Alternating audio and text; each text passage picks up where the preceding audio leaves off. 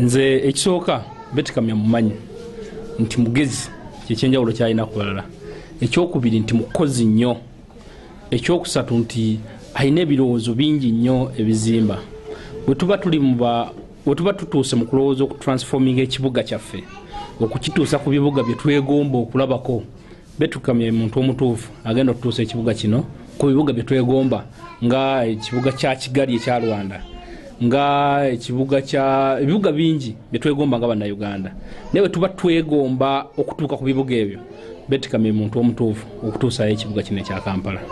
Ndi musanyufu nnyo ku lwa mukama wange Betty Kamya era ndi mutima. Omukazi ono twamukolera ebbanga ddene nnyo, tumunoonyereza akalulu emisana n'ekiro, naye ekiseera kyatuuka n'abanga bamubbye akalulu. Naye twebaza Katonda atalya nguzi. Twebaza nnyo mu Pulezidenti Museveni olw'okutuwa ekifo ekinene ngaffe aba entugga.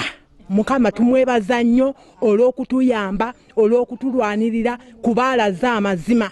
Era ne Bayibuli kyeva egamba nti bw'obanga okola obukumpanya omuntu yenna Katonda avaayo n'alaga amazima. Twebaza Katonda olw'amazima galaze eri Betty Kamya. Era kati tuli tuti.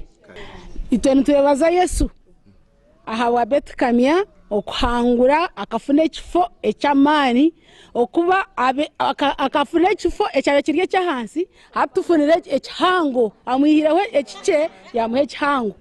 Ati ntusima Yesu kandi tweranira ahabwa Betty Kamya kandi tumangu naiza kukora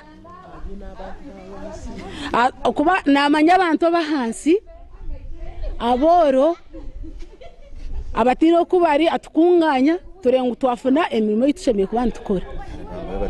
Ndi musanyufu olwa mukama wange okugomunemerwako ekifo ekyo bwa minisita. Nze ku lwange mmanyi nti Betty Kamya tatulidde mu lukwe kuva mu Federal Alliance. Ali mu Federal Alliance n'ate alina okukola n'omukulembeze bw'abanga amugomoddeko ekifo. Era tuli basanyufu, tumanyi naffe ajja kusobola okutukolera bye twagala kubeera abadde atuweereza bulungi. Mukama waffe si muntu wankwe, tumanyi nti tuli kimu naye, ajja kukolagana ne banne bonna muki mu ofiisi zonna bwe banaaba bakwasizza emirimu gigende mu maaso.